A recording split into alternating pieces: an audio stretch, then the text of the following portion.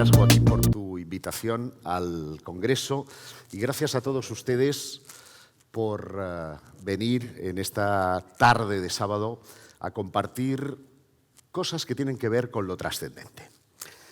He titulado mi charla, voy a ir atrás, Contactados embajadores de otros mundos. Y fíjense,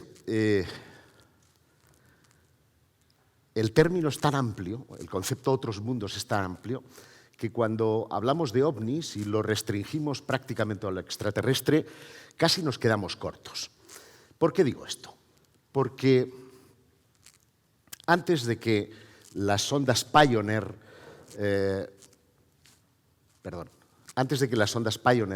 mandaran ese mensaje de la humanidad al espacio exterior, con el propósito de que, si fueran interceptados por una civilización extraterrestre, pudiéramos tener una primera aproximación. Ahí les contábamos, en esa imagen que vais a ver aquí arriba, les contábamos en forma de hombre y de mujer un saludo y con código binario establecíamos nuestra posición en la galaxia, que éramos el tercer planeta de un sistema solar, que estamos basados en el carbono y, en definitiva, un montón de información encaminada a que los científicos de ese planeta eventual que pudiera interceptar esa nave extraterrestre, porque era también una nave que nosotros mandamos al espacio y que nadie sabe de dónde procede, pudiera tener esa primera aproximación. Pero realmente yo me pregunto, ¿son los contactados los emisarios de esas entidades biológicas que están en planetas lejanos o estamos contactando con otra cosa? Esta pregunta es procedente porque mucho antes de que Kenneth Arnold en 1947 tuviera el primer avistamiento de la era moderna de los ovnis, ya se habían recogido reportes, vamos a llamarles de ovnis, en el siglo XIX. Lo que se llamaban las starships. Eran una especie de globos de las que veían descender gente, incluso a veces les invitaban a comer en las granjas del oeste de los Estados Unidos, y que concentraron entre 1896 y 1897 cientos de avistamientos en todos los Estados Unidos. El episodio quedó prácticamente inexplicado, con un comportamiento, vamos a decir, tremendamente humano, pero sin embargo marcaba la pauta de que emisarios de otros mundos eran capaces de llegar hasta aquí. ¿Qué podían ser si no? ¿Quién volaba, no? En 1896, ¿quién volaba en 1897? Cuando el primer vuelo en la historia se llevó a cabo en 1901.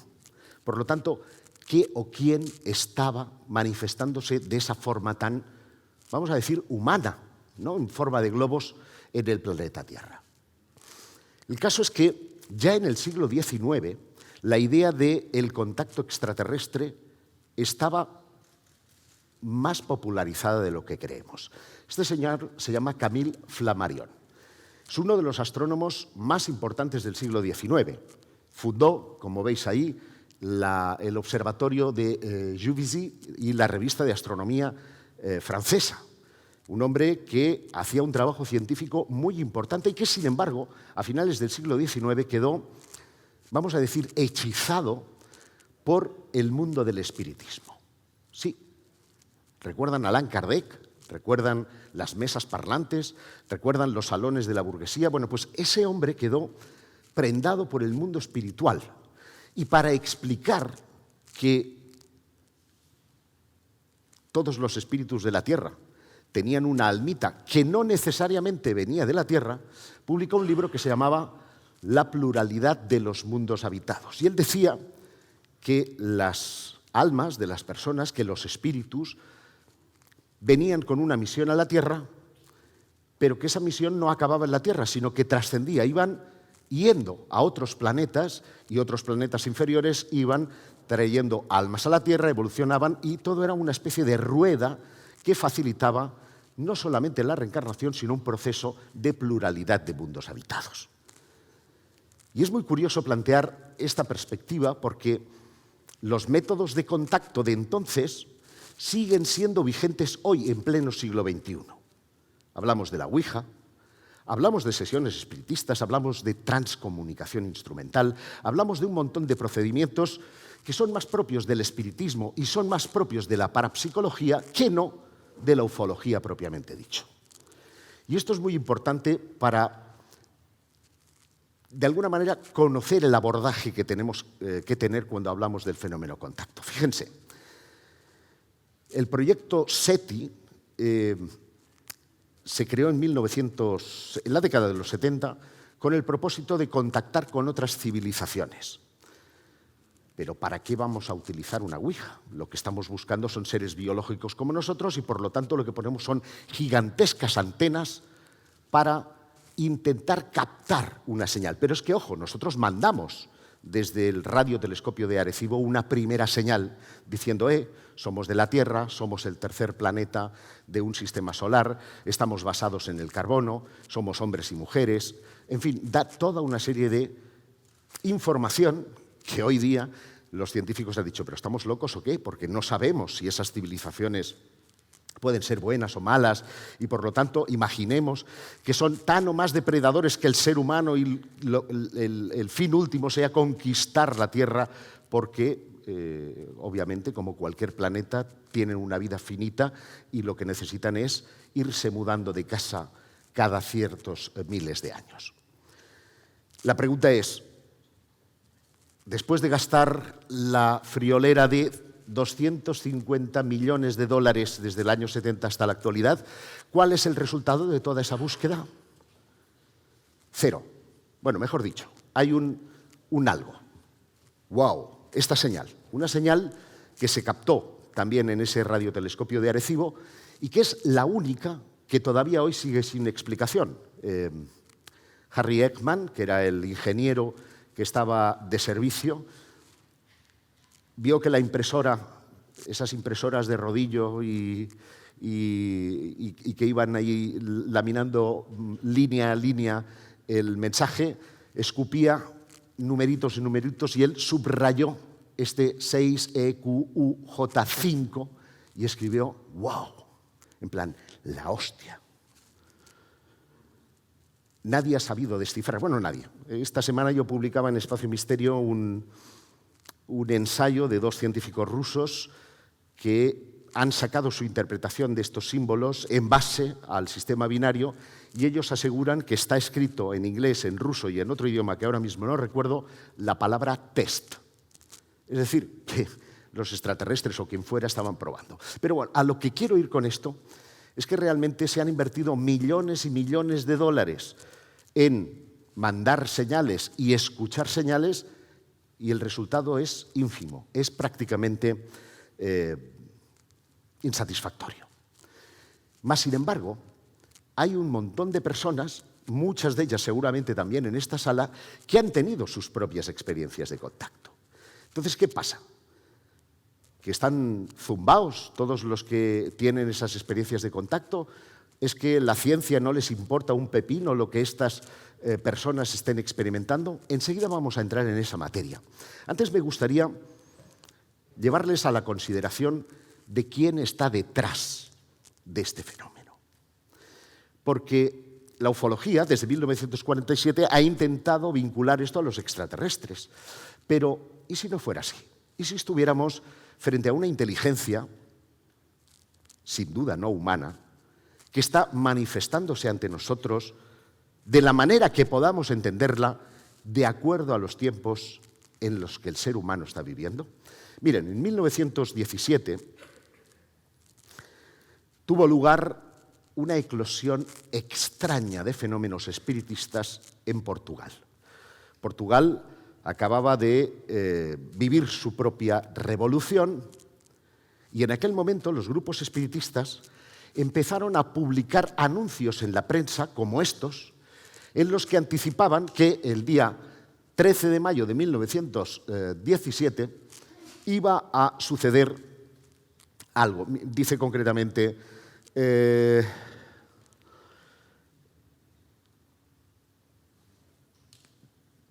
fue participado por los espíritus a diversos grupos espiritistas que en el día 13 del corriente ha de darse un hecho con respecto a la guerra que impresionará fuertemente a todo el mundo. Tengo la honra de suscribir, espíritu dedicado a la verdad, etc., ¿no? Y nos da esta cifra, 13 del 5 de 1917. ¿Qué pasó en esa fecha? Habían más mensajes, como por ejemplo, este es muy curioso. Dice, la luz brillante de la estrella matutina os iluminará el camino. Y lo firma Stella Maris. La parte que estoy leyendo es esta de aquí. Vamos a ver. Esta de aquí abajo. Porque esto, ¿alguien es capaz de leerlo? Está al revés. Os lo voy a poner algo más fácil. Siempre, espérate, a vuestro lado, vuestros amigos que guiarán vuestros pasos y vuestra ausencia en vuestra... No lo leo bien. Bueno, yo soy caridad. Stella Maris. Si hay por aquí católicos, siempre se ha relacionado Stella Maris con Venus, la estrella de la mañana. Y es muy curioso que los primeros contactados ya nos hablaban de Venus como un planeta poblado. Aquí os he puesto dos ejemplos, también del siglo XIX, que son Immanuel Kant y Annie Besant, dos profundos espiritualistas, que básicamente no tuvieron ningún tipo de problema en poblar Venus con una raza de seres angélicos, de seres luminosos, que eran capaces de mandar mensajes a la Tierra. Pero claro, las exploraciones espaciales no han hecho sino contradecir esa idea. Estamos ante un Venus con nubes tremendamente tóxicas, con temperaturas altísimas, con la probabilidad de desarrollo de una vida inteligente absolutamente nula. Pero ¿y si no estamos hablando de una vida biológica? ¿Y si estamos hablando de lo que los espiritistas del siglo XIX ya definían como algo espiritual? Voy a decirlo yo en un lenguaje más del siglo XXI.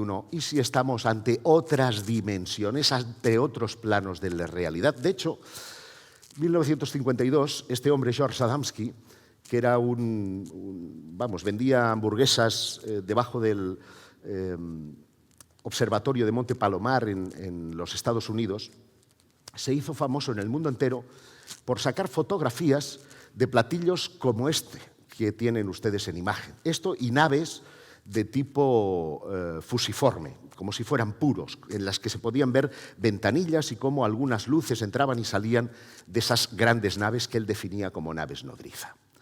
Y resulta que en 1952 él recibe un mensaje telepático que le dice ve al desierto central, al Desert Center. Y él se va allí y se encuentra con un tipo alto, rubio, guapísimo, vamos, no como yo, que le advierte que debe la humanidad abandonar la deriva nuclear porque esto supone la exterminación del planeta Tierra. 1952. Los sociólogos dirán, hombre, claro, estábamos en plena Guerra Fría, la amenaza nuclear, todo esto tiene una explicación sociológica. Incluso ha habido quien ha dicho que este hombre trabajaba para los servicios secretos porque el impacto de sus contactos fueron tan importantes que él empezó a hacer una gira internacional que se vio con el Papa Juan XXIII, se vio con la reina Juliana de Holanda, se vio con el presidente de la República Francesa, en Italia con otros presidentes y diplomáticos de todo el mundo. Y hay quien dice que en los hoteles que él estaba veían entrar y salir hombres vestidos de negro, como que insinuando que esos hombres de negro podían ser agentes secretos que de alguna manera recopilaban la información que este hombre iba teniendo de esos contactos personales con esos altos mandatarios. Bueno, como si tuvieran que hacerlo de inmediato, podían haber esperado, ¿no?, a que terminara la gira y luego le preguntan. No, aquí hay muchos intereses y por eso que nunca hemos llegado al fondo, porque esos intereses lo que tratan es de eclipsar una gran verdad, ¿no?, que está detrás de todos estos contactos. Quiero volver a Fátima. He hecho esta parada técnica por el tema de Venus, porque aquí estamos viendo a los tres pastorcillos, Lucia, que no Lucía, Francisco y Jacinta Martos, quienes efectivamente, y validando las percepciones que aquellos espiritistas habían conseguido en sus mesas, tienen un encuentro con una dama blanca. Una dama que es descrita, fíjense ustedes, de la siguiente manera. Mi querida amiga, ya en paz descanse, Fina Darmada y Joaquín Fernández llevaron a cabo una encuesta extraordinaria de primera mano, y antes de que los testimonios de los pastorcillos fueran adulterados en Pontevedra por el estamento eclesial. Y lo que describen es a una señora con una especie de traje almohadillado, con una luz que está entre sus manos, que después va a convertirse en el Sagrado Corazón de Jesús, y en una especie de casco que después se va a transformar en un halo de santidad. Esto es lo que ven los críos. Y ustedes recordarán que le dicen que van a tener una serie de contactos consecutivos los días 13, que van a culminar el 13 de octubre de 1917 con lo que va a ser dado en llamar como la danza del sol. Esa danza del sol, hay cerca de 100.000 personas que ven cómo un fenómeno luminoso se presenta ante la multitud. No todos lo ven, esto es muy importante, no todos lo ven, pero había sido un día lluvioso, de hecho por ahí deben verse paraguas, un día lluvioso, parte de las ropas se secan por donde pasa ese sol danzante y algunas personas ven aquel fenómeno y otras no. Es decir, uno tenía que tener un cierto grado de preparación, uno tenía que tener un cierto grado de evolución en su percepción para poder ver este fenómeno. ¿Qué me dice a mí esto? Que a pesar de que aquello era físico, porque causó toda una serie de trastornos físicos a su alrededor, la génesis de ese fenómeno estaba en algo que eventualmente adquiría la capacidad física o era estrictamente espiritual.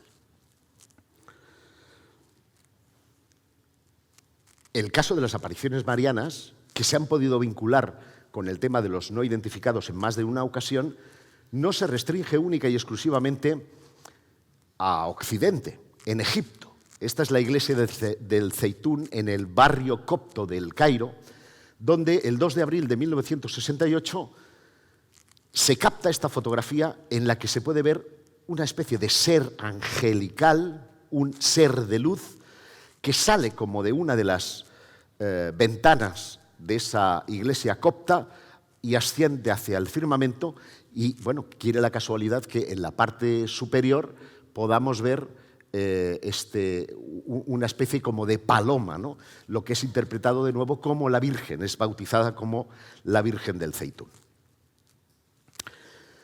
¿Qué podemos decir hasta el momento? Bueno, pues que hoy por hoy los contactados están más cerca de la comunicación psíquica que no de la comunicación biológica. No es necesario escuchar con los oídos, no es necesario hablar con nuestra boca. Las percepciones llegan al interior de nuestro cerebro como si fuera una especie de mensaje telepático, como si estuvieran estimulando nuestra parte más psíquica, más interna. De ahí que se puedan utilizar métodos como la Ouija, la telepatía y otras cuestiones que tradicionalmente han estado vinculadas al mundo del espiritismo. Por lo tanto, que estamos frente a una realidad espiritual más que frente a una realidad física. Pero que, sin embargo, y a las pruebas me remito, también nos dejan una parte física, como una especie de testimonio probatorio de que aquello puede tener una realidad física. Y quienes perciben esos mensajes, de hecho, están actuando como embajadores de esa realidad. A ustedes les corresponde decir si eso es sobrenatural o es natural. No voy a entrar en esto, que nos llevaría seguramente en debates teológicos. Pero desde luego los mensajes están ahí. Mensajes como los que en su día ofreció Giorgio Bongiovanni, representante de Non siamo soli, no estamos solos en italiano. Él y su hermano Filippo estuvieron llevando una gira mundial después de que él, visitando precisamente Fátima, recibiera los estigmas de la crucifixión de Jesús, Y él decía, literalmente, los ángeles del ayer son los extraterrestres de hoy. Yo cuando lo conocí era muy jovencito, podría tener 21 años.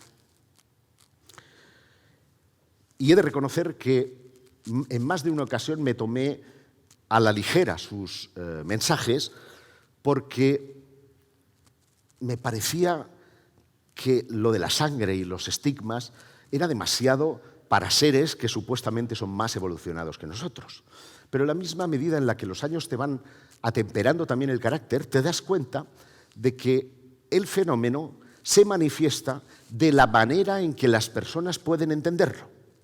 Y hay tiempos para que entendamos lo que significan los estigmas. Hoy seguramente no tendría ningún sentido, pero en los años 90, cuando este hombre hace incursión en los medios internacionales, veníamos de un momento, digamos, tumultuoso, no sé si tanto como ahora, pero tumultuoso a nivel mundial, y era una forma de darse a conocer y darse a entender.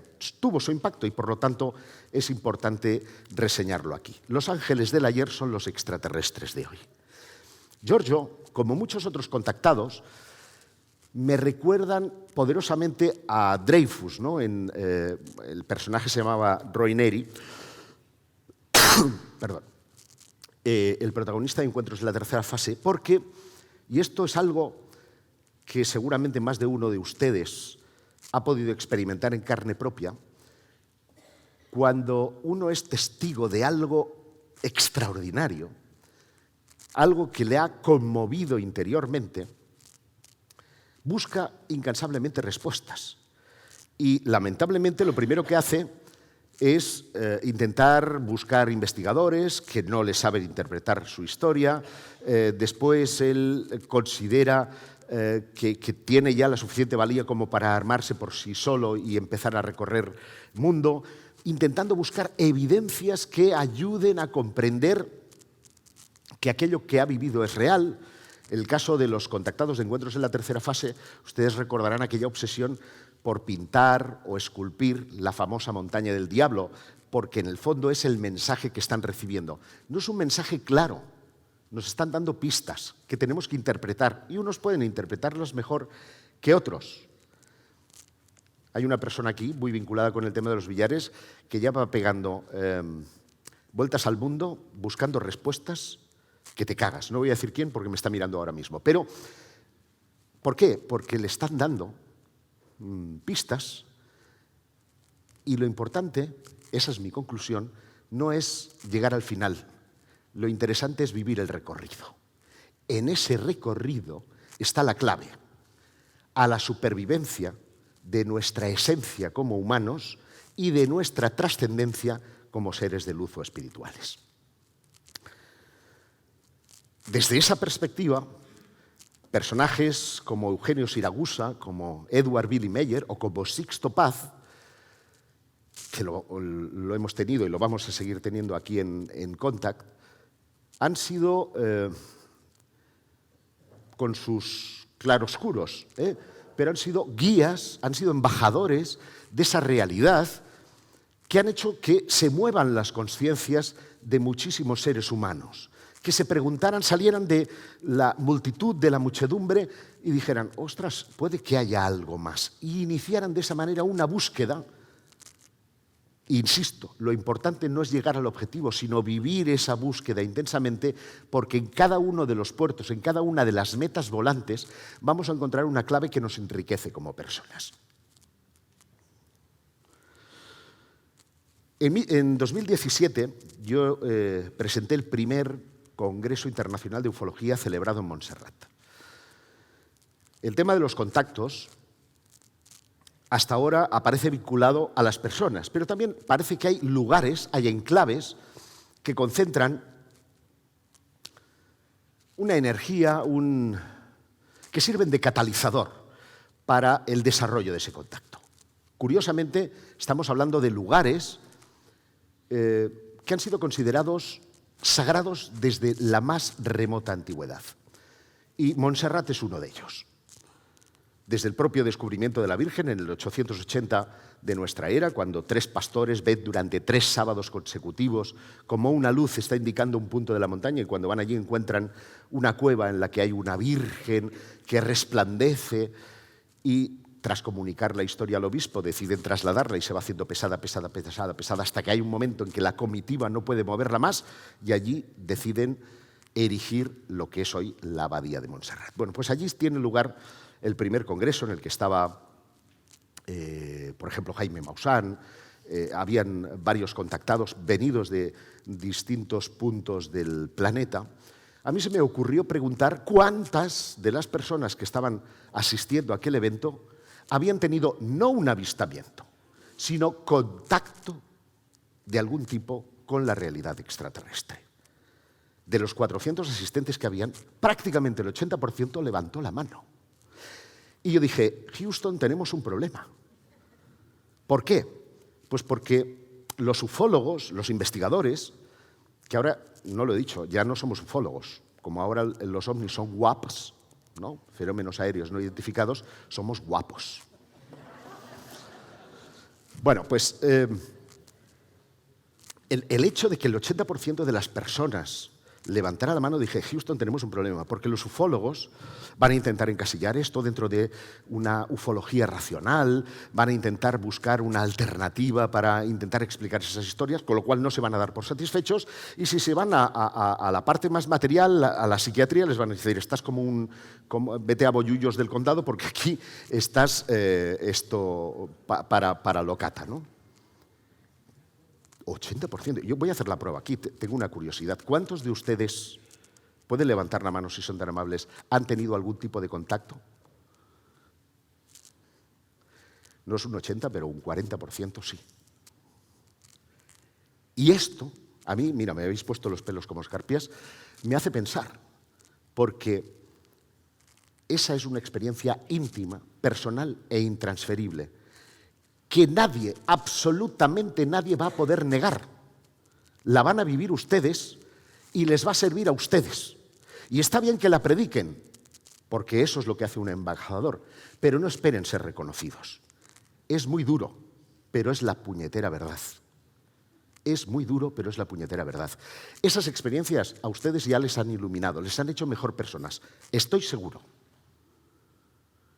Pero cuando se la cuentan, no a unos de los que están en la sala, que todos tenemos un determinado nivel de consciencia y vibración. Cuando se lo cuentan al que está en el bar tomándose el café con leche o viendo un partido de fútbol, pues si aún me mira a mí diciendo, pero ¿es verdad de lo de los ovnis? Vamos a ver, si es verdad de los ovnis, aún me tienes que preguntar esto a mí. Anda que no hay preguntas para hacer, ¿no? Pues es ingrato, pero es desgraciadamente así. ¿A dónde nos lleva todo esto?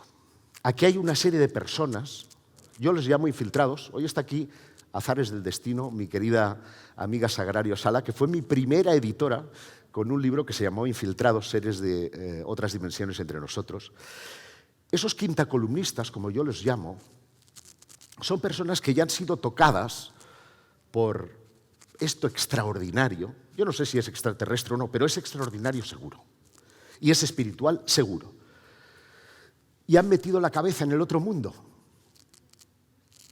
Y cuando vuelven, no todo el mundo les cree. Un libro que a mí me fascina, es así de chiquitito, que se llama Flatland, un país de muchas dimensiones, de un reverendo que se llama Edwin Abbott. Y hace un cuento muy, muy breve en el que es el mundo de la segunda dimensión. La segunda dimensión, ya saben, es la de las sombras. Aquí yo puedo contar alto y ancho, pero no hay profundidad, no hay tercera dimensión. Entonces, de repente, un cuadrado, una sombra cuadrado, imagínense, es abducida y llevada a la tercera dimensión. Y está viendo, ¡oh, esto tiene volumen! Cuando lo devuelven, nadie le cree. Vivimos en un mundo de sombras. Esto es el fenómeno ovni. El fenómeno ovni del fenómeno contacto, porque es pueril pensar que hay una única explicación para explicar la complejidad de todo el fenómeno. Personas como Danny Ransaz. Danny Ransaz es de lo que yo llamo nuevos contactados. Él inició su andadura, él es ingeniero, mecánico. ¿La he liado parda? La estoy liando parda. Ahí estamos. Inició su contacto de una forma un tanto brutal. Él era muy aficionado a la astronomía, siempre le ha gustado el mundo de la ciencia, es ingeniero. Y estaba casado con una mujer muy terrenal que pasaba bastante olímpicamente de todas estas cosas, de manera que pasaba mucho tiempo solo en la terraza de su chalet, mirando por un telescopio a las estrellas, y una noche de tormenta, lo que él creía una tormenta, porque veía unas nubes lejanas en las que aparecían una serie de rayos, dijo, ostras, qué raro, voy a ver si hago una fotografía buena de estas nubes. Entonces agarra su cámara, se baja abajo. Su casa era la última de una urbanización a la que ya daba a un descampado tremendo y a partir de ahí campos de cultivo, y llega el aeropuerto de Reus, en Tarragona, y en aquel momento lo que él define como una medusa, como el de Encuentros en la tercera fase, ha dibujado, ha esculpido, ha hecho de todas las maneras, se pone encima suyo, un rayo le da encima y se queda como trastornado. A partir de ese momento su vida cambia. Ahora es capaz de memorizar prácticamente todo, lo cual tú dices, está muy bien, es una putada, porque es capaz de recordar conversaciones completas con fecha, día, hora y circunstancias. Imagínate decirle una mentirijilla, es jodidísimo. O, por ejemplo, leerse un libro, es capaz de recitar páginas enteras de un libro que solamente ha leído una vez. O sea, ha cambiado su vida de una manera extraordinaria a raíz de este tipo de contacto. Y ha conseguido imágenes extraordinarias que no voy a poner aquí porque no nos daría tiempo. Pero sí voy a poner las de este otro chico, José María Gómez Montiel, que yo conocí prácticamente en sus inicios. De hecho, es uno de los casos que narro en Infiltrados. José María Gómez Montiel y su exmujer, Ana, estaban pues, festejando de novietes y habían ido a pasar unos días a Calatayud, muy cerca de Sóller, en la carretera de Sacalobra, que recibe ese nombre porque Calobra es culebra en mallorquín. Y es como una carretera muy sinuosa. Hay una playa, una calita muy bonita, y ellos estaban ahí haciendo sus manitas, cuando de repente ven una luz que emerge como del mar. Aquello le llama la atención. Estaban en el asiento de atrás. José busca en la guatera y encuentra una linterna, y al enchufar en la linterna distingue que en uno de los extremos de ese platillo hay como una especie de monje que está en uno de sus lados, y al ver aquello el tío se asusta y todo se precipita. Ana se pone a llorar, vámonos de aquí, les entra el pánico, se ponen en los asientos delanteros y aquello empieza a moverse en su dirección.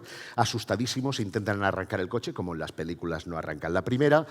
Venga, dale que te pego, dale que te pego, dale que te pego. Consiguen ponerlo en marcha, las piedras van golpeando la parte de abajo, histerismo máximo, cogen la carretera y uno de esos seres, gris, como si fuera una mantarraya, se les viene por delante, incluso les llega a rayar el coche. Yo tengo el parte de accidente, les auxilia un cura que está arriba en la ermita, y aquello es el inicio de toda una aventura que después se va a trasladar a su domicilio en Molins de Rei, donde unos seres de aspecto bajito, digamos que es un episodio de Visitantes de dormitorio en el que él empieza a despertar. Y ese despertar empieza a concretarse con experiencias que no van a ser de un día para otro. De hecho, él desaparece del mundo ufológico durante un tiempo y cuando vuelve a emerge con una serie de avistamientos, a veces a plena luz del día y en grandes ciudades, como este que fue tomado en Barcelona, o estas otras que son de la zona del Vallès. Este me parece impresionante. Yo he tenido acceso, soy de los pocos que he tenido acceso a los RAW de su cámara y no hay manipulación alguna. Ojo, lo digo con todas las reservas porque hoy a nivel digital se pueden hacer todas las virguerías que uno quiera y más. Pero para mí son fotografías genuinas, y siempre le he dicho lo mismo: ¿y por qué no grabas en vídeo? Y entonces ahí él no me sabe explicar el por qué, ni tampoco tiene un mensaje claro, que es una de las cosas que a mí me llama la atención de los nuevos contactados. Así como Sixto, al que saludo desde aquí porque le acabo de ver, los contactados clásicos tenían un mensaje que ofrecer, por eso les he bautizado como embajadores, daban un mensaje. Aquí los nuevos contactados parecen más centrados en recoger evidencias que no en el mensaje en sí. Es como, no, primero necesitamos demostrar que esto es real, pero si al final no demuestran nada, porque siempre vamos a estar en el jaque de, es una creación digital, es que es un no sé qué. Al final, como les decía anteriormente, lo que cuenta es la experiencia personal de cada uno. Esa es la que les va a iluminar. Caso de José María Gómez Montiel es representativo en ese sentido. Mucha fotografía y poco mensaje. Pero pasa lo mismo con este otro individuo, Hermes Gilbert. Hermes es de origen brasileño. Hace años que se trasladó a España, concretamente a la zona del Levante, y ahí empezó a tener toda una serie de experiencias que transformaron completamente su vida. Aquí estamos viendo una fotografía en la que se ve una de estas naves en plena ciudad condal, en plena Barcelona, porque él todo el dinero que ahorra se lo gasta en dispositivos más y mejores para intentar captar evidencias de esta historia. Y lo cierto es que lo ha conseguido. Entonces Hermes está convencido de que está conectado con ellos de alguna manera, los interpreta como seres de otras dimensiones que eventualmente se aparecen en nuestro mundo. Más o menos como este otro contactado que se está haciendo muy famoso en los últimos tiempos. Me refiero a Juanito Juan, un contactado de Tamaulipas, en México.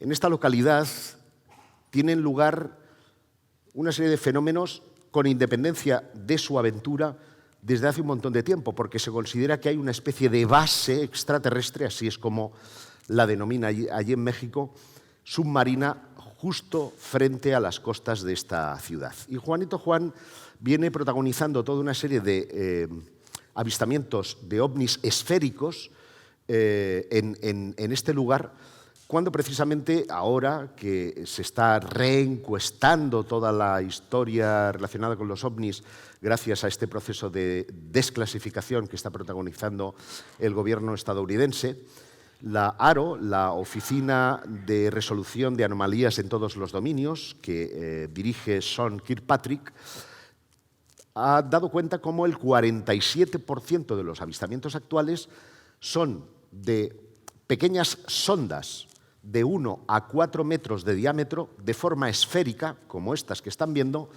que se producen fundamentalmente en los lugares sensibles. Y ustedes dirán, ¿qué lugares sensibles? Hablamos de tecnología nuclear, centrales nucleares, hablamos de instalaciones de silos de misiles, hablamos de, en definitiva, generadores eléctricos por un lado y de tecnología militar por otro. Como que nos están lanzando una especie de advertencia. Quiero recordar la señal TEST que nos decían 1972 con la señal WOW, 1952 cuando nos hablaban del peligro nuclear, una cosa en las que han venido insistiendo desde Daniel Fry, Eugenio Siragusa, Sixto Paz y tantos otros contactados. Y de nuevo el miedo a lo nuclear. En estos momentos de gran tribulación, en el que el mundo no sabe si vamos hacia una tercera guerra mundial o hacia una propia autodestrucción, es bueno recordar este tipo de señales, porque yo soy de los que pienso que este fenómeno se nos manifiesta siempre para darnos una advertencia. Y a nosotros nos corresponde cambiar o no el designio de los tiempos. A nosotros, con nuestras decisiones, con nuestros apoyos, nos corresponde poder cambiar el destino de los tiempos. Juanito Juan, al igual que Daniel Ransaz, al igual que Hermes, al igual que Hommel, han puesto el énfasis en las evidencias y no tanto en el mensaje. Algo que yo interpreto de nuevo como una adaptación a los momentos actuales. ¿Por qué? Porque hoy día nuestros jóvenes, que son esencialmente quienes se impactan al ver este tipo de contenidos, son incapaces de retener la atención más de 5 segundos con el puto TikTok, con el puto Instagram, perdón por lo de puto, pero es que es verdad. Estamos todos aplatanados con el móvil, ¿no? Y como no somos capaces de retener atención, ¿qué necesitamos? Evidencias rápidas de digerir. Pim, pim, pim, pim. Al final han adecuado su forma de manifestación a los tiempos actuales, de sensibilizar a los tiempos actuales. Porque efectivamente, pero no es por un efecto sociológico como pretendidamente nos intentan encajar los escépticos, sino todo lo contrario, precisamente para que entendamos su forma de proceder, se adaptan a nuestra forma de ver la realidad. Y eso es lo importante que quiero que se lleven ustedes. Hay una realidad que está a nuestro alrededor, que trata de advertirnos, que no es biológica, que es de esencia espiritual y que nos acompaña siempre para protegernos, pero ojo, también nosotros tenemos que dar algo a cambio. Muchas gracias.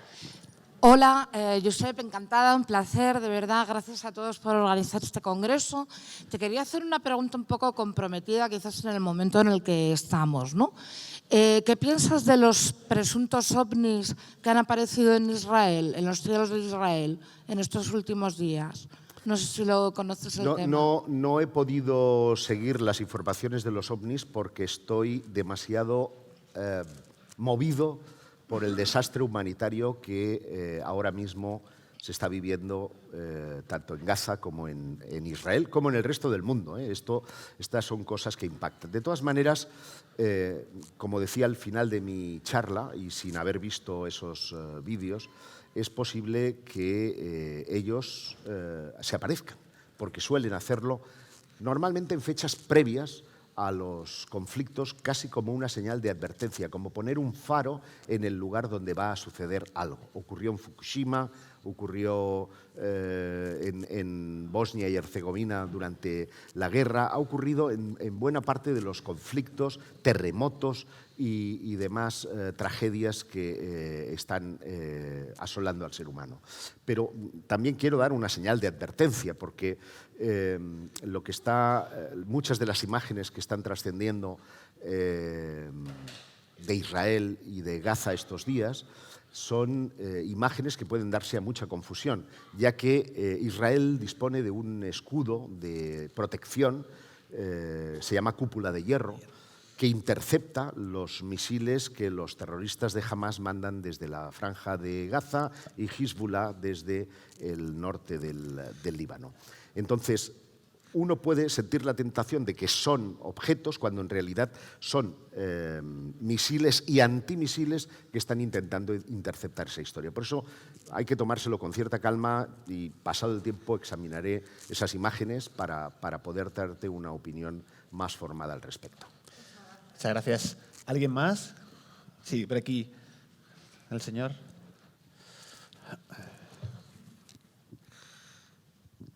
Hola, Josep. Tu mujer te ha mirado como diciendo que ¿qué haces, no? Claro. Verás, yo soy patrón de barco, ¿vale? Este verano, ¿Eres pastor? Perdón. Patrón de barco. Ajá. Este verano he estado varias semanas en alta mar. Ese vídeo que ves tan especial, yo solo veo barcos de pesca. Barcos de pesca. Sí. Pero están en cota más elevada. Sí, porque si tú estás en una altura, luego está abajo el puerto y luego pues el mar parece que está... Eso está más elevado, pero eso habría que ir al sitio a ver si exactamente está en el aire o no. Yo he estado en ese sitio. Estas imágenes están tomadas desde el Tibidabo y hay una secuencia más, digamos, posterior en la que se puede ver perfectamente. Yo creo que al final se ve, al final del vídeo, se ve la línea de horizonte con los edificios, porque esto es para que tengas una idea, donde termina el puerto de Barcelona. Ahí empiezan las laderas de lo que es propiamente dicho el Tibidabo, y esto estaría por encima, en la parte de tierra que no del mar, por lo tanto el mar no es visible en esa parcela, y te lo digo por una razón, porque hay otro vídeo de él en el que las luces se asemejan mucho a lo que son barcos pesqueros, pero ahí, cuando yo los veo a través del del Premiere, del programa de edición de vídeo, cuando yo subo contraste estoy viendo el mar.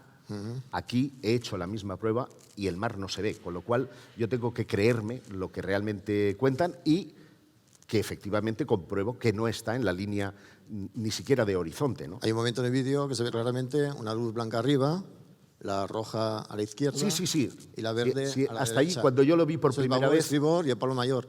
Cuando viene hacia ti, si el barco vira, te vas a quedar con la luz roja o la verde. Y Sí, la luz blanca arriba. hasta ahí, o sea, cuando yo vi por primera vez el vídeo dije exactamente lo mismo que tú, porque son las luces de navegación internacionales. Y por lo Eso tanto, barcos y aviones. Y luego esas dos luces rojas, o sea, blancas y abajo reflejadas en el agua. Sí, yo pensé se que ve podían claramente ser que el son luces reflejo en el reflejadas. agua. Se ve claramente que son luces reflejadas. O sea, solo hay dos focos, que es lo que utilizan los pescadores. Yo estaba en el estrecho de Gibraltar, fíjate, he hecho bastantes horas de vigilia para ver que no comíamos ningún barco ni una roca, ¿no? No había luna llena, por eso no se ve claramente en el vídeo. Pero bueno, yo lo estudiaría un poco más ese vídeo, antes de dar por sentado que eso es evidencia evidente. Yo las he visto, por supuesto, por eso soy tan crítico también, lo siento. Me parece perfecta tu opinión. Tenemos para una pregunta más, me comentan. ¿Tiempo?